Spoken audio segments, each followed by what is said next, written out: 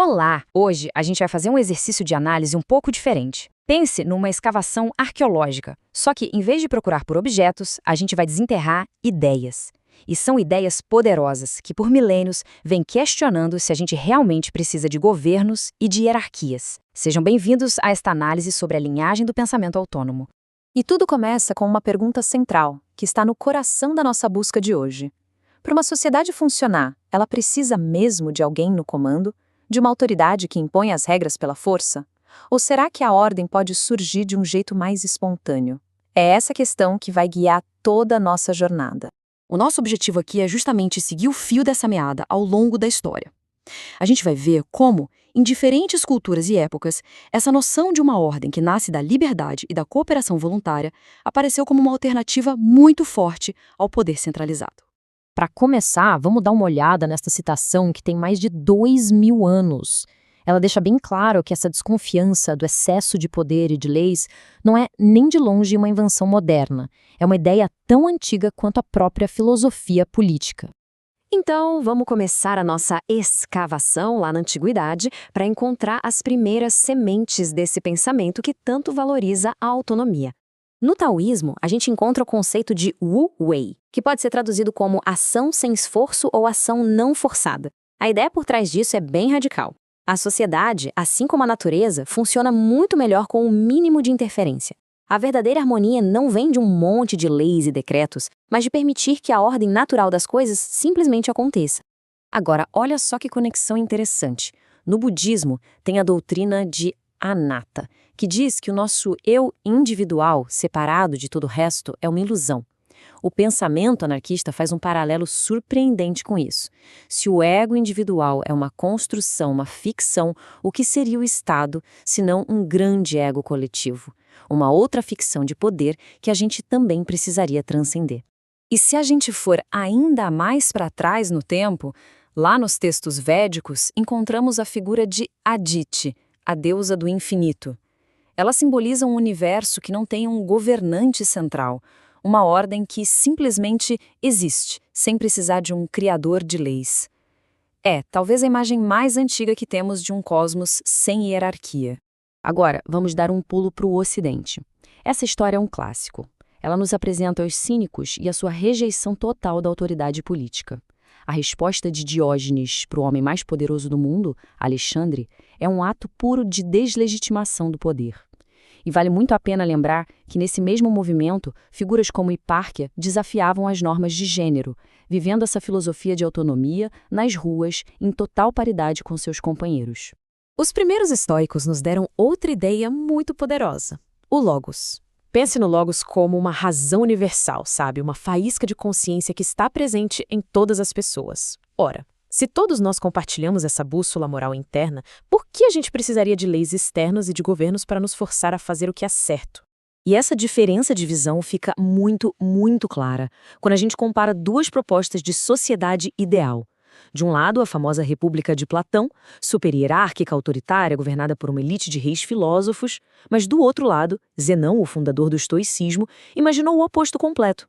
A república dele era igualitária, sem Estado, sem dinheiro, uma comunidade global baseada no consentimento mútuo. É basicamente uma proposta anarquista formulada mais de 2 milênios atrás. Dando um salto no tempo, a gente vê que essas ideias não ficaram só na teoria, não.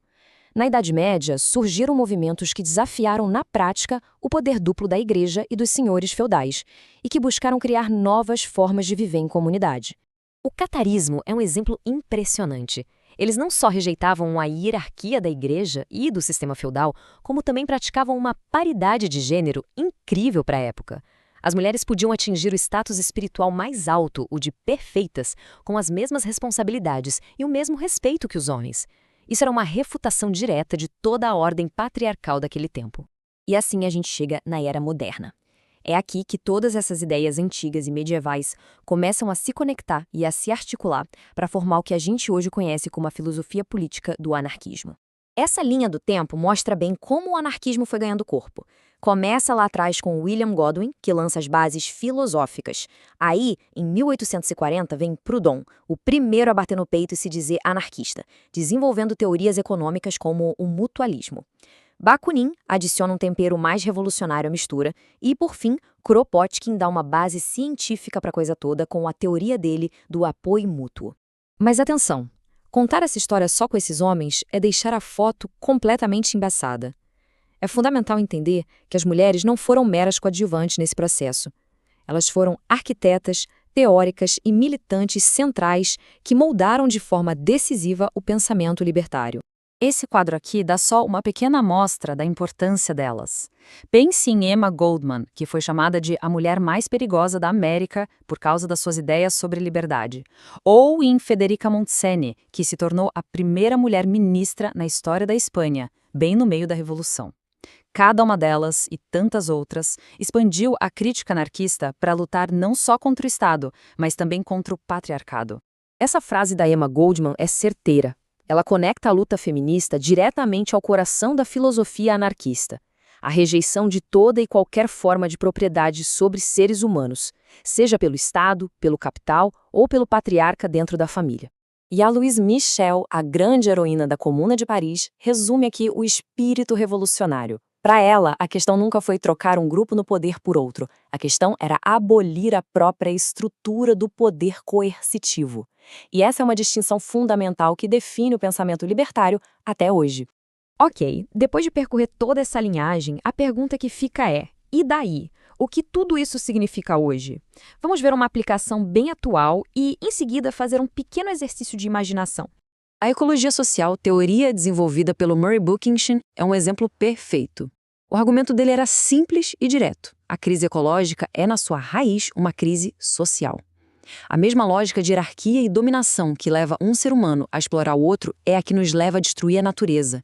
Para curar o planeta, a gente precisa primeiro curar nossas relações sociais. Isso nos leva ao nosso exercício final. Vamos embarcar numa simulação conceitual. E se o mundo de hoje tivesse sido construído não sobre o modelo hierárquico de Platão, mas sobre aquela visão global e libertária de Zenão? Como seria uma sociedade assim? Bom, com base nas ideias que a gente viu, a transformação poderia começar com o desmantelamento das estruturas de poder forçado. A economia se reorganizaria em torno da cooperação, não da competição. As comunidades se conectariam em redes voluntárias. E talvez o mais importante de tudo, a educação teria como foco ensinar a pensar criticamente, em vez de simplesmente obedecer. O resultado de tudo isso seria uma mudança completa de valores. O sucesso não seria mais medido em crescimento do PIB ou em poderio militar, mas sim em bem-estar humano e em equilíbrio com o meio ambiente. E a gente termina com essa reflexão.